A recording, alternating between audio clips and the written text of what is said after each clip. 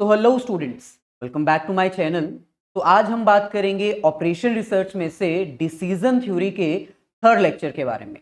Decision theory के और operation research के जितने भी चैप्टर्स हैं, उन सभी चैप्टर्स की जितनी भी वीडियोस हमने अब तक अपलोड किए हैं, सभी वीडियोस का लिंक डिस्क्रिप्शन में गिवन है, आप जाकर देख सकते हैं। आज के इस लेक्चर में हम डिसीजन थ्योरी अंडर रिस्क के रिमेनिंग 2 मेथड्स को डिस्कस करेंगे और स्टार्ट करेंगे with the help of numerical example. यानी कि डिसीजन थ्योरी के जो अंडर रिस्क वाले कॉन्सेप्ट है ना, उसमें टोटल 3 मेथड्स होते हैं। फर्स्ट हमारे पास आता है जिसमें एक्सपेक्टेड मॉनेटरी वैल्यू के टेक्निक को फॉलो करके हम बेस्ट डिसीजन सिलेक्ट करते हैं। सेकंड जो आज हम डिस्कस करेंगे वो है एक्सपेक्टेड अपॉर्चुनिटी लॉस। और थर्ड जो अगेन आज के इस लेक्चर में हम कवर करेंगे with the help of example, वो है expected value of perfect information. तो अंडर रिस्क के क्राइटेरिया में हमारे पास 3 मेथड्स हैं, जिसमें से फर्स्ट एक्सपेक्टेड मॉनेटरी वैल्यू हम ऑलरेडी फाइंड कर चुके हैं। हम उसी लेक्चर को कंटिन्यू करेंगे, यानी एक्सपेक्टेड अपॉर्चुनिटी लॉस और expected value of perfect information. ये जो 2 मेथड हैं, ये तभी अप्लाई होंगे जब आपको फर्स्ट मेथड आता है, एक्सपेक्टेड मॉनेटरी वैल्यू, यानी मॉनेटरी वैल्यू फाइंड करना इंपॉर्टेंट है। अगर वो नहीं आती तो एक बार आप प्रीवियस लेक्चर जरूर रिकमेंड कर लीजिए, उसको जरूर देख लीजिए, ताकि आज का जो क्वेश्चन हम करने वाले हैं जिसमें हम एक्सपेक्टेड मॉनेटरी वैल्यू पहले से ही कैलकुलेट कर चुके हैं, उसी की हेल्प से हम आज के रिमेनिंग 2 फॉर्मूलाज या 2 कॉन्सेप्ट्स डिस्कस करेंगे। तो चलिए स्टार्ट करते हैं। यही वो क्वेश्चन है जो हमने प्रीवियस लेक्चर में सॉल्व किया था, और इस क्वेश्चन में हमने एक्सपेक्टेड मॉनेटरी वैल्यू फाइंड की थी। अब क्योंकि एक्सपेक्टेड मॉनेटरी वैल्यू हम ऑलरेडी फाइंड कर चुके हैं, तो अब हम दोबारा से उसको फाइंड करके टाइम वेस्ट नहीं करेंगे। हम फाइंड की गई वैल्यूज को ही यूज करेंगे, क्या फाइंड करने के लिए, आगे के 2 वैल्यूज फाइंड करने के लिए, expected opportunity loss and expected value of perfect information. तो आइए पहले इस क्वेश्चन को अंडरस्टैंड कर लेते हैं, ताकि एक बार रीकैप हो जाए कि हमने क्या क्या फाइंड कर लिया था। तो देखिए क्वेश्चन में हमें कह रहे हैं, the manager of a flower shop promises its customers delivery within 4 hours on all flower order।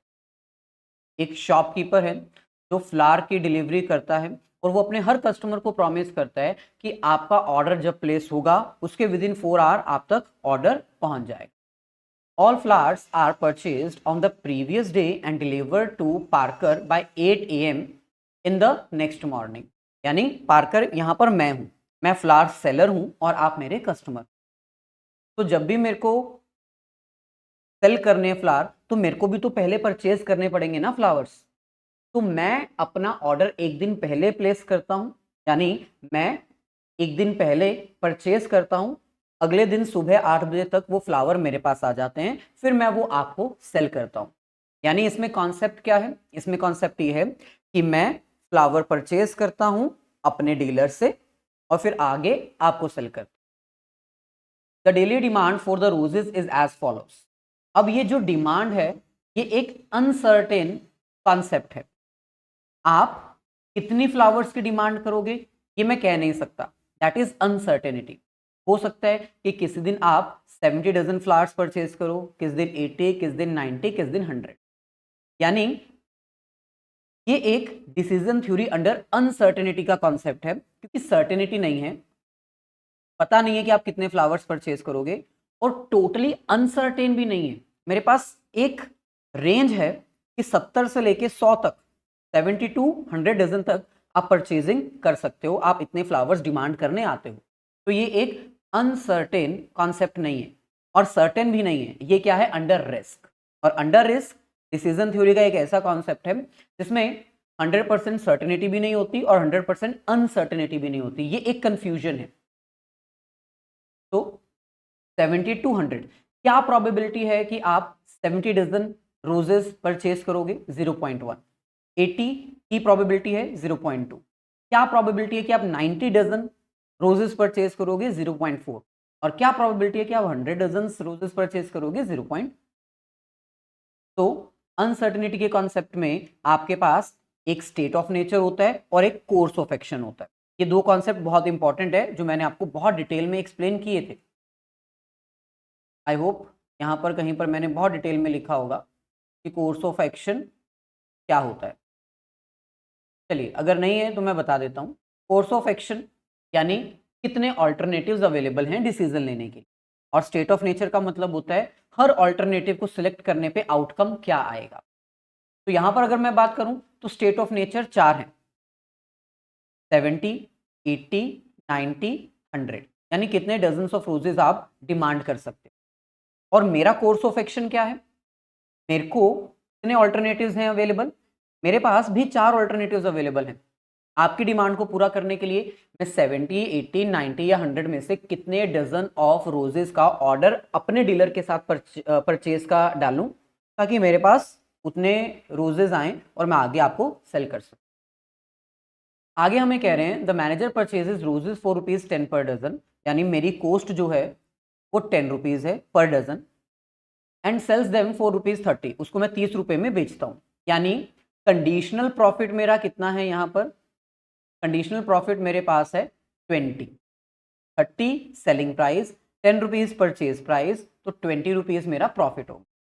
लेकिन अगर ये रोजेस मार्केट में नहीं बिकते तो ये मेरा पूरा का पूरा लॉस हो जाएगा। इन रोजेस को मैं एक लोकल हॉस्पिटल को दे दूंगा और वो मेरे को कुछ भी पैसा नहीं देंगे, तो पूरा का पूरा ₹10 जो मेरी परचेजिंग है वो लॉस हो जाएगा।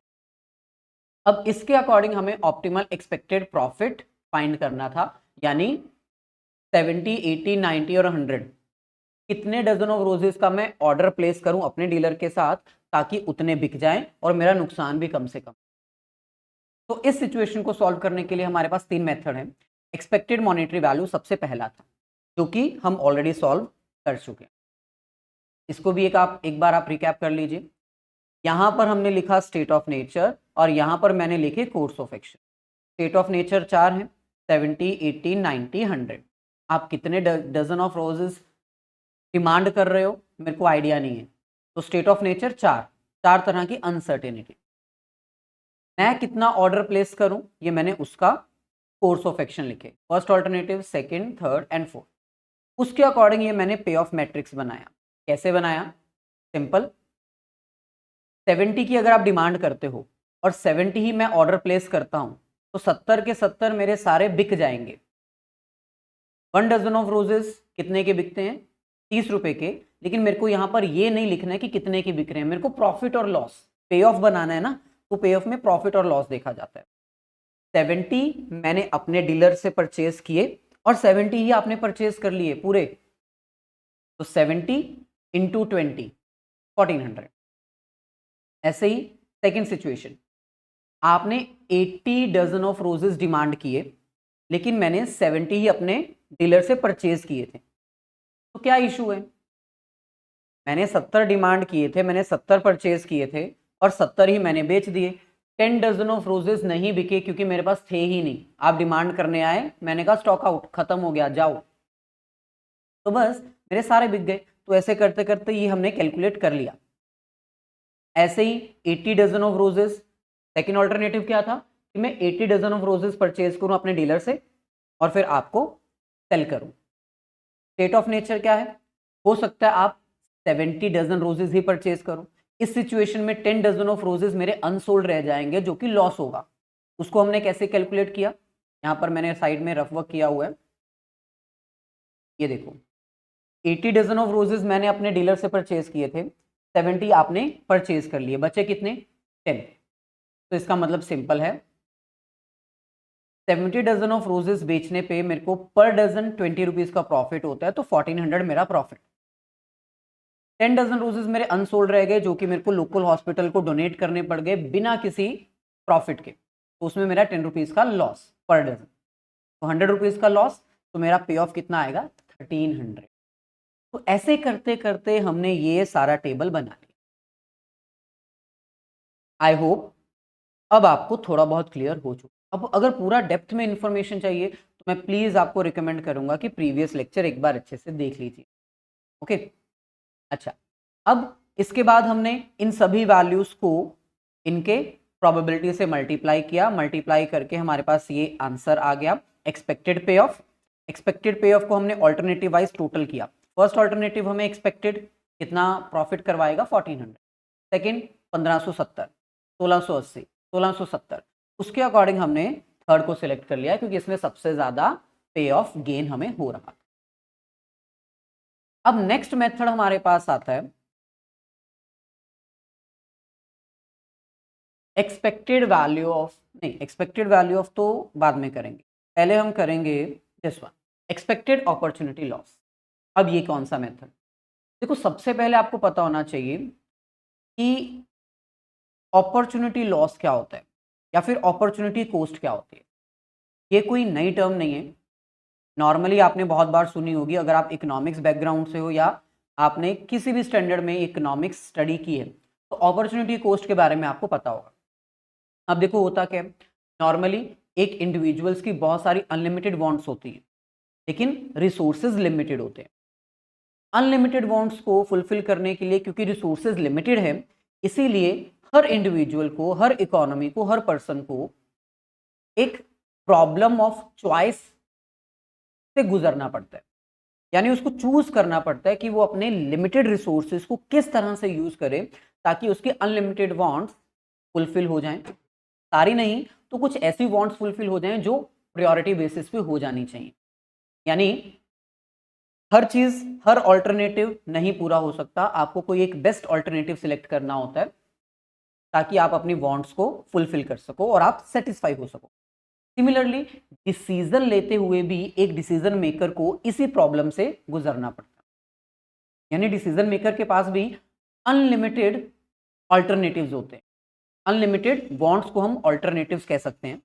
तो बहुत सारे ना उसके पास ऑल्टरनेटिव्स होते हैं लेकिन उसको वो ऑल्टरनेटिव सिलेक्ट करना है जो उसके लिए बेस्ट है। अब एक ऑल्टरनेटिव को सिलेक्ट करेगा वो तो बाकी ऑल्टरनेटिव्स उसको सेक्रीफाइस करने पड़ेंगे। तो जो आपने सेक्रीफाइस कर दिया वही आपका अपॉर्चुनिटी लॉस है।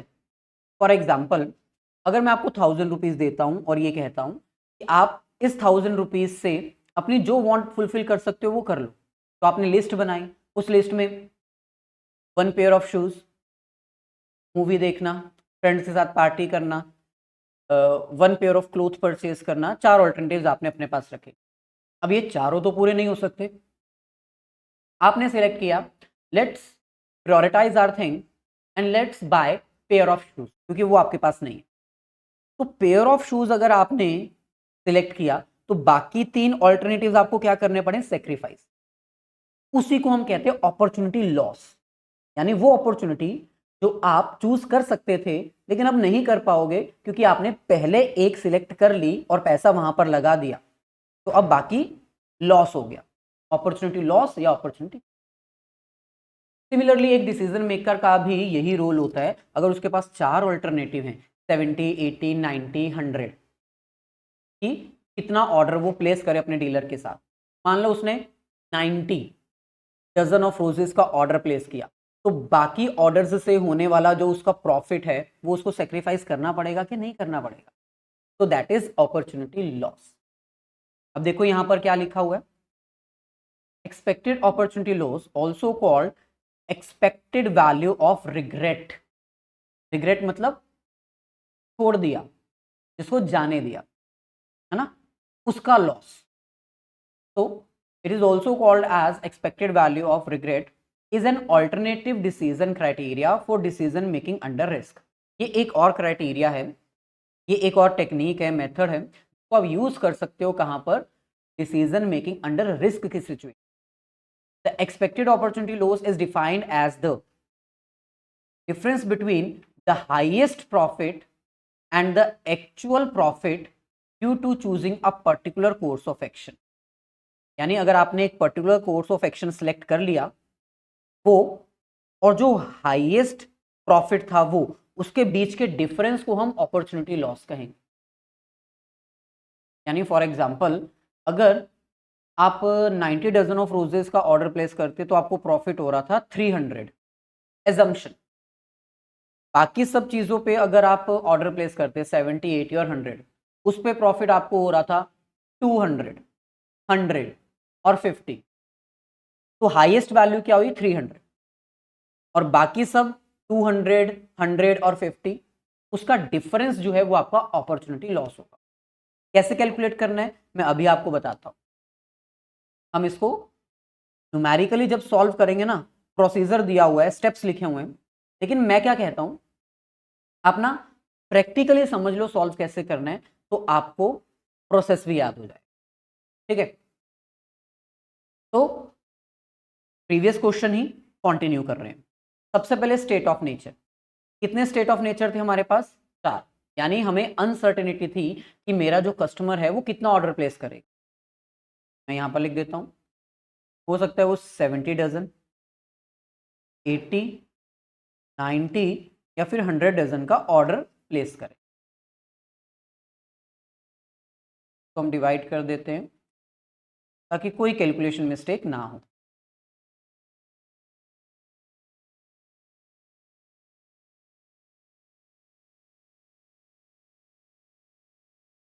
सिमिलरली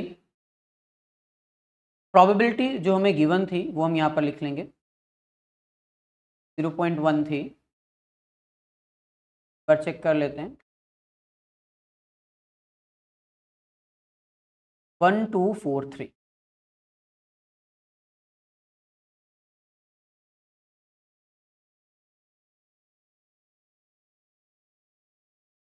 नेक्स्ट हमारे पास है course of action, conditional opportunity loss. अब यहां पर हमें कंडीशनल अपॉर्चुनिटी लॉस फाइंड करना है हर ऑल्टरनेटिव के लिए।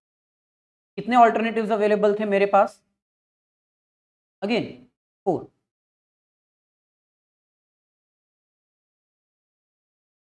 70, 80, 90 और 100 को भी मैं डिवाइड कर देता हूं। यानी एक तरफ मैंने लिख लिया स्टेट ऑफ नेचर और एक तरफ मैंने लिख लिया एक्सपेक्टेड नहीं, opportunity loss, conditional opportunity loss. Expected नहीं, एक्सपेक्टेड हम अलग से कैलकुलेट करें।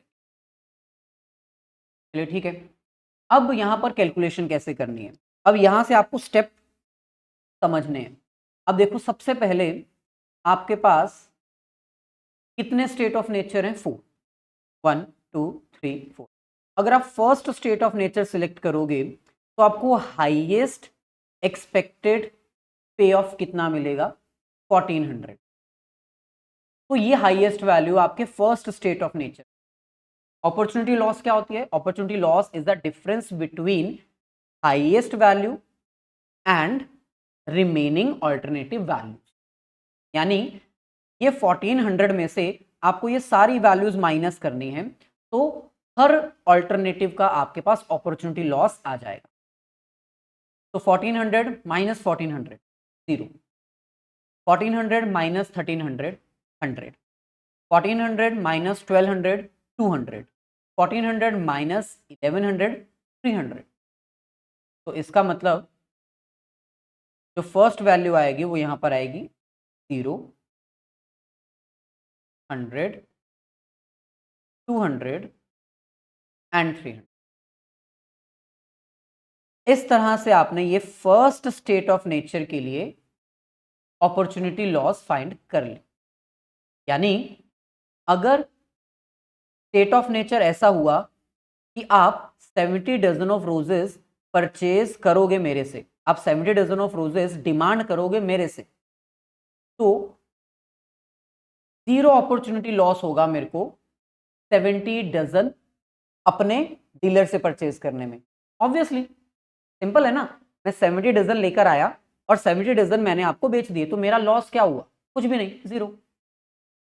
सिमिलरली अगर मैं 80 डजन अपने डीलर से परचेज करके लेके आया और आपने 70 डजन ही मेरे से खरीदे, तो 100 रुपए का मेरे को अपॉर्चुनिटी लॉस होगा ना, क्योंकि 10 डजन ऑफ रोजेज मेरे नहीं बिकेंगे, मल्टीप्लाई बाय कॉस्ट 10। सिंपल। ऐसे ही आपको सभी स्टेट ऑफ नेचर के लिए अपॉर्चुनिटी लॉस फाइंड करनी है पहले। ठीक है, सेकंड की तरफ प्रोसीड करते हैं। सेकंड में मेरा हाईएस्ट वैल्यू कौन सी है? 1600। तो मैं 1600 मान के चलता हूं कि मेरा हाईएस्ट 1600 है क्या? देख ही रहे। तो 1600 में से ये सारी वैल्यूज माइनस होंगी। 1600 माइनस 1400 200, 16 माइनस 16 0, 16 माइनस 15 1, 16 माइनस 14 200, तो 200 0 100 200 2012, यहाँ पर हम लिख देते हैं 200 100 एंड 200। सिमिलरली अब हमें थर्ड के लिए भी फाइंड करना है, थर्ड स्टेट ऑफ नेचर, यानी अगर आप 90 डजन ऑफ रोजेस मेरे से परचेज करते हो तो उस सिचुएशन में हर ऑल्टरनेटिव का मेरा लॉस कितना हो। इसमें हाईएस्ट वैल्यू है 1800, यानी इसमें मेरी अपॉर्चुनिटी लॉस 0 आएगा कि 90 में परचेज करके लेके आऊंगा और 90 ही अगर आप डिमांड कर लोगे तो 0, 1800 माइनस 1800 0, बाकी सब में कितना आएगा 4 2 एंड 100, तो 4 2 0 1।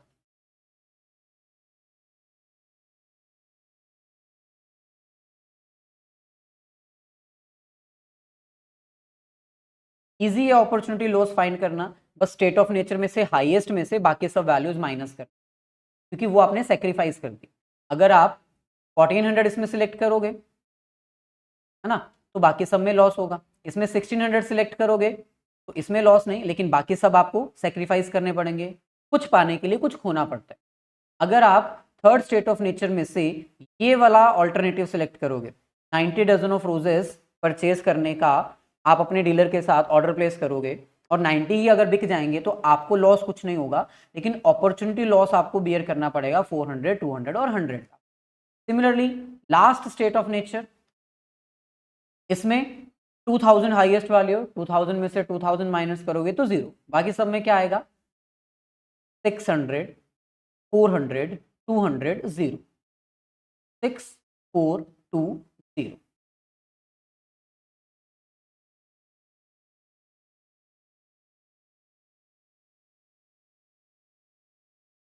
चलिए, ये आपने क्या फाइंड कर लिया, कंडीशनल अपॉर्चुनिटी लॉस। अगर आप प्रोसीजर रीड करना चाहते हो तो रीड कर सकते हो, लेकिन यही आपने फाइंड करना है सबसे पहले। देखो क्या लिखा है, एक्सपेक्टेड अपॉर्चुनिटी लॉस फाइंड करने के लिए प्रिपेयर अ कंडीशनल पे ऑफ वैल्यू मैट्रिक्स। कंडीशनल पे ऑफ वैल्यू मैट्रिक्स तो हमने एक्सपेक्टेड मॉनेटरी वैल्यू जो बनाया था वही हमारा पे ऑफ वैल्यू मैट्रिक्स था। Next, for each state of nature calculate conditional opportunity loss. Second step अभी हमने फॉलो कर लिया, एक्सपेक्टेड नहीं, कंडीशनल अपॉर्चुनिटी लॉस अभी फाइंड किया।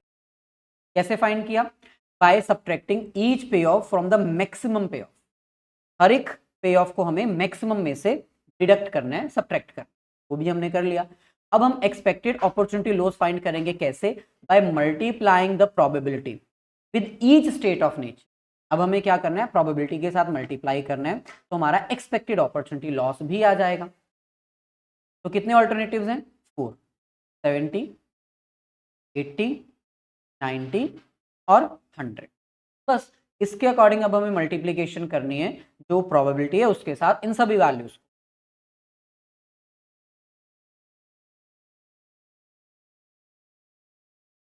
अब हमारा कॉन्सेप्ट क्या कहता है, हमें कौन सा डिसीजन सिलेक्ट करना चाहिए, कौन सा ऑल्टरनेटिव सिलेक्ट करना चाहिए जिसमें अपॉर्चुनिटी लॉस मिनिमम हो, कम से कम, वो हमें सिलेक्ट करना चाहिए। क्योंकि जिसमें अपॉर्चुनिटी लॉस कम आएगी इसका मतलब उसमें सबसे कम लॉस हमें होगा। Different different state of nature होने के बावजूद अगर हम उस ऑल्टरनेटिव को सिलेक्ट करेंगे जिसमें सबसे कम अपॉर्चुनिटी लॉस आएगी, वो हमारा सबसे बेस्ट डिसीजन रहेगा। अच्छा, कैसे करना है, 0.1 मल्टीप्लाई 0, इसलिए ये तो 0 ही आएगा। ये आ जाएगा 0.1 मल्टीप्लाई 100, 10 20 30, 0.2 मल्टीप्लाई 200, 40, ये 0 आ जाएगा, ये आएगा 20 और नेक्स्ट आएगा 40, यानी इन सबको इस वैल्यू के साथ मल्टीप्लाई कर, 0.4 इन सब के साथ मल्टीप्लाई हो, तो ये आ जाएगा 400 मल्टीप्लाई 0.4 16। कैलकुलेशन मिस्टेक ना हो, बस एग्जाम में ये ध्यान रखना है, 160 10 80 0 एंड 40, 0.3 मल्टीप्लाई 600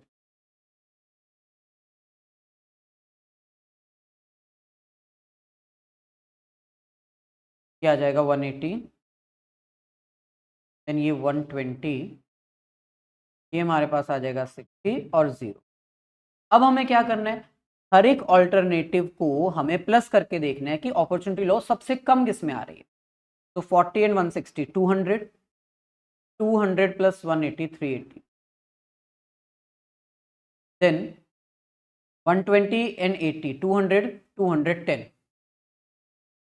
इसको प्लस करेंगे 60 एंड 40 100, देन 40 एंड 40 80 80 प्लस 30 110। अब देखो सबसे कम अपॉर्चुनिटी लॉस हमारी इसमें आई है, यानी अगर हम 90 डजन ऑफ रोजेस का ऑर्डर प्लेस करते हैं तो उस सिचुएशन में हमें सबसे कम अपॉर्चुनिटी लॉस होगा, और एक्सपेक्टेड मॉनेटरी वैल्यू में भी हमारा आंसर यही सिलेक्ट हुआ था। 1680 हमें सबसे ज्यादा प्रॉफिट इसी में हुआ था, और सबसे कम लॉस भी हमें इसी में हो रहा है। तो आई होप ये कॉन्सेप्ट बहुत इजी है और बहुत इजीली क्लियर हो भी गया। अब ऐसे ही थोड़ा सा आगे बढ़ते हैं और अब हम बात करते हैं अपने नेक्स्ट कॉन्सेप्ट की, जो है expected value of perfect information. अब ये है क्या, पहले वो अंडरस्टैंड करते हैं। तो expected value of perfect information का मतलब है कि मान लो अगर एक डिसीजन मेकर के पास परफेक्ट इंफॉर्मेशन होती तो वो कौन सा डिसीजन सिलेक्ट करता। भाई फिर तो सिंपल है, अगर एक डिसीजन मेकर के पास परफेक्ट इंफॉर्मेशन होती, अगर एक डिसीजन मेकर को पता होता कि कौन से डे को, मंडे संडे ट्यूसडे वेडनेसडे, कौन से डे को कितनी डिमांड आएगी रोजेस की, अगर पूरी परफेक्ट इंफॉर्मेशन होती उसके पास, तो वो अपने डीलर के साथ 1 डे बिफोर उतने ही रोजेस का, उतने ही डजन ऑफ रोजेस को ऑर्डर प्लेस करता। अगर मेरे पास परफेक्ट इंफॉर्मेशन होती मैं उतना ही ऑर्डर प्लेस करता। तो ये भी एक टेक्निक है, एक मेथड है ये जानने का कि अगर परफेक्ट इंफॉर्मेशन होती तो हम कौन सा डिसीजन लेते, और परफेक्ट इंफॉर्मेशन होने के बाद जो प्रॉफिट होता और अंडर रिस्क के कंडीशन में जो प्रॉफिट हमारे पास आया है उसका डिफरेंस कितना है। तो ये एक ऐसी टेक्निक है जिसकी हेल्प से हम ये मान के चलेंगे कि मान लो हमारे पास कंप्लीट इंफॉर्मेशन है और उस कंप्लीट इंफॉर्मेशन की हेल्प से हम कौन सा डिसीजन लेते और एक्चुअल में हमने कौन सा डिसीजन लिया है। अब इसमें देखो क्या लिखा हुआ है, if decision maker can get perfect information about the occurrence of various states of nature. अगर मेरे को पता होता कि कौन से दिन को 70 80 90 100 कितना डिमांड आप करोगे, then choosing a course of action that yields the desired payoff in the presence of any state of nature is easy. Obviously, अगर मेरे पास इंफॉर्मेशन ये होती कि कौन से दिन आपकी कितनी डिमांड है, तो उसके अकॉर्डिंग बहुत इजीली डिसीजन ले पाता। The expected monetary value or expected opportunity loss criteria helps the decision maker to select a particular course of action that optimizes the expected payoff without any additional information. तो अभी हमने दो method follow किए, expected opportunity loss और expected monetary value. ये दोनों ऐसे techniques हैं जिसमें एडिशनल इंफॉर्मेशन हमें नहीं चाहिए, फिर भी एक ऑप्टिमल डिसीजन हम कर लेते हैं और दोनों के अकॉर्डिंग आंसर सेम आया भी। Expected value of perfect information represents the maximum amount of money required to pay for getting additional information. ये एक ऐसा मेथड है जो हमें ना गैप शो करेगा। गैप किसका, परफेक्ट इंफॉर्मेशन है तो क्या प्रॉफिट आएगा, तो क्या आउटकम आएगा, और परफेक्ट इंफॉर्मेशन नहीं है, हम अंडर रिस्क हैं, तो कितना हमें प्रॉफिट होगा, उसके बीच का गैप। यानी फॉर एग्जांपल मान लो आपके पास परफेक्ट इंफॉर्मेशन नहीं है तो आपका प्रॉफिट हो रहा है 2000, वहीं पर अगर आपके पास परफेक्ट इंफॉर्मेशन है और आपका प्रॉफिट हो रहा है 2500, तो गैप कितना है 500 का। इंफॉर्मेशन है तो आप 2500 कमा सकते हो, इंफॉर्मेशन नहीं है अंडर रिस्क है तो आप 2000 कमा रहे हो, तो 500 रुपए आपका कम अर्न हो रहा है due to lack of information. तो वो 500 रुपए क्या है, कॉस्ट ऑफ एक्वायरिंग इंफॉर्मेशन। अगर वो आप 500 रुपए खर्च करके किस तरह इंफॉर्मेशन ले लोगे मार्केट से, तो आपको प्रॉफिट 2500 हो जाएगा। तो ये क्या है, ये एक ऐसी टेक्निक है which represents the maximum amount of money required to pay getting additional information about the occurrence of various state of nature. Market में कितनी डिमांड आएगी, 70 80 90 100, अगर इसकी इंफॉर्मेशन चाहिए तो आपको कुछ खर्चा करना पड़ेगा। कितना खर्चा करना पड़ेगा वो इस टेक्निक की हेल्प से आपको पता चल जाएगा। अब इसको सॉल्व करने का भी प्रॉपर एक प्रोसीजर है ना, फॉर्मूलाज हैं, लेकिन वो सब आपको करने की जरूरत नहीं है। आपको मैं स्टेप्स बता रहा हूँ प्रैक्टिकली अगर आएगा तो आप लिख दीजिएगा, लेकिन प्रैक्टिकली आना जरूरी है। तो सबसे पहले तो यहां पर आपको चाहिए स्टेट ऑफ नेचर। अगेन हमारे पास 4 स्टेट ऑफ नेचर है। मार्केट में एज अ कस्टमर आप कभी 70 डजन ऑफ रोजेस की डिमांड करते हो, कभी 80, 90 और कभी 100। प्रोबेबिलिटी क्या है, वही सेम 0.1, 0.2, 0.4 एंड 0. को भी हम पहले डिवाइड कर लेते हैं।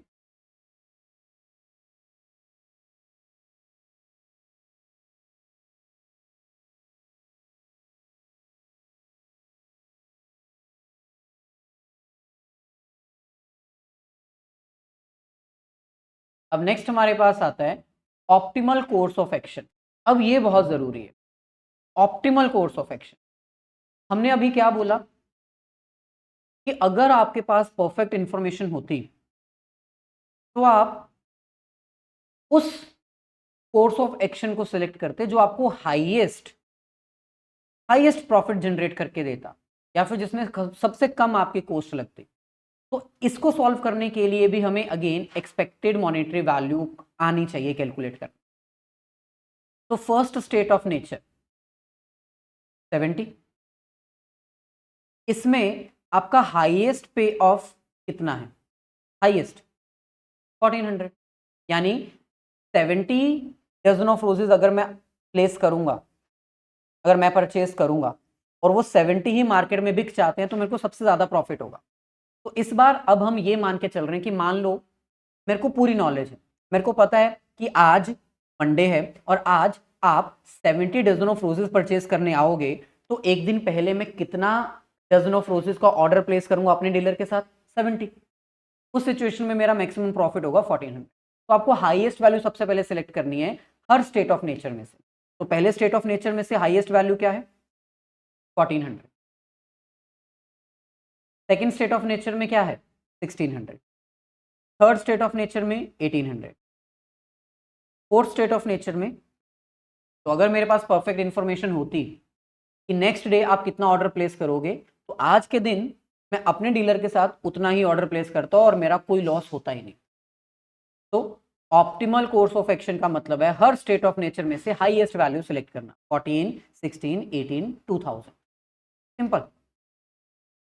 यहां पर मैं लिख देता हूं हर स्टेट ऑफ नेचर में से बेस्ट 14, 16, 18 एंड 2000। ये आपका प्रोसीजर है। इसके बाद आपने क्या फाइंड करना है, expected profit with perfect information. अब इसमें एक्सपेक्टेड प्रॉफिट क्या आएगा, सिंपल, आपको अब मल्टीप्लाई करना है इनके प्रोबेबिलिटी के साथ। 0.1 मल्टीप्लाई 1400, 140। 0.2 मल्टीप्लाई 1600, 320। 0.4 मल्टीप्लाई 1800, ये आ जाएगा 720। Next 2000 multiply 0.3, 600। अब इन सबका प्लस करो, ये आपके पास आ जाएगा expected profit with perfect information. यानी अगर हमारे पास परफेक्ट इंफॉर्मेशन होती तो हमें इतना प्रॉफिट होता। प्लस कर लेते हैं,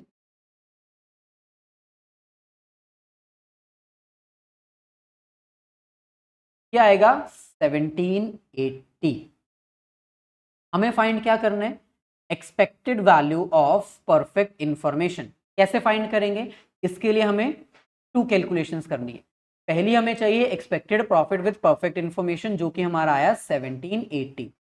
दूसरा हमें चाहिए expected profit without perfect information. Without perfect information जो हमने एक्सपेक्टेड मॉनेटरी वैल्यू फाइंड की थी, इसको हम कहेंगे विदाउट इंफॉर्मेशन। तो बिना इंफॉर्मेशन के हमने सारे स्टेट ऑफ नेचर और सारे कोर्स ऑफ एक्शंस का पे ऑफ बनाया था, जिसमें से हमने ये सिलेक्ट किया था क्योंकि इसमें सबसे ज्यादा प्रॉफिट था, जो कि कितना है 1680।